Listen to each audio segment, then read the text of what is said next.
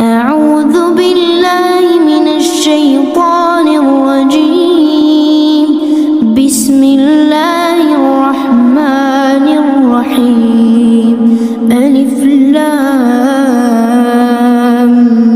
ميم ذلك الكتاب لا ريب فيه هدى للمتقين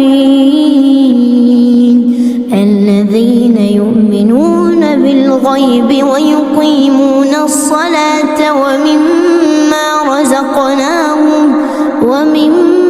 رزقناهم ينفقون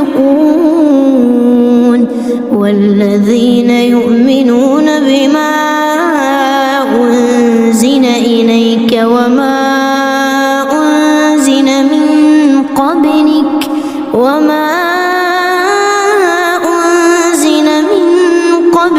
وبالآخرة هم يوقنون۔ اس صورت میں آگے چل کر کئی بار کافروں کا ذکر بیان ہوا، اس لیے اسے بقرہ گائے کے واقعہ والی صورت کہا جاتا ہے۔ حدیث میں اس کی ایک خاص فضیلت بھی بیان کی گئی ہے کہ جس گھر میں یہ پڑھی جائے اس گھر سے شیطان بھاگ جاتا ہے۔ الف لام میم حروف مقطعات کہلاتے ہیں، یعنی علیحدہ علیحدہ پڑھے جانے والے حروف۔ ان کے معنی کے بارے میں کوئی قطعی بات نہیں کہی جا سکتی، البتہ یہ ظاہر کرتے ہیں کہ قرآن انہی حروف سے مل کر بنا ہے۔ یہ کتاب قرآن ایسی ہے جس میں کوئی شک نہیں، ہدایت ہے پرہیزگاروں کے لیے۔ بعض علماء کے نزدیک اس میں احکام اور عقائد بیان ہوئے ہیں، اور بعض کے نزدیک اس میں نصیحتیں بھی شامل ہیں۔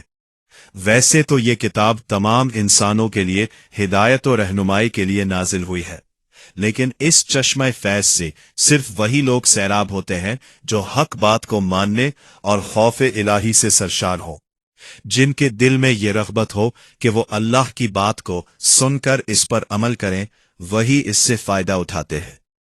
جو لوگ غیب پر ایمان لاتے ہیں اور نماز قائم رکھتے ہیں اور ہمارے دیے ہوئے مال میں سے خرچ کرتے ہیں۔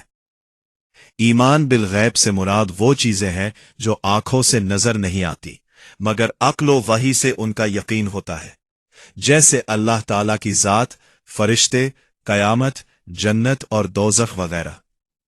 نماز قائم کرنے کا مطلب ہے اس کو پابندی سے اور اس کے آداب و شرائط کے ساتھ ادا کرنا۔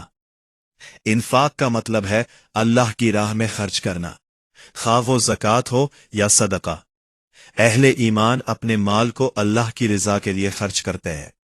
پچھلی کتابوں پر ایمان لانے کا مطلب یہ ہے پہلے نازل ہوئیں وہ سب برحق تھیں، لیکن اب ان پر عمل باقی نہیں رہا، بلکہ صرف قرآن پر عمل کرنا ضروری ہے۔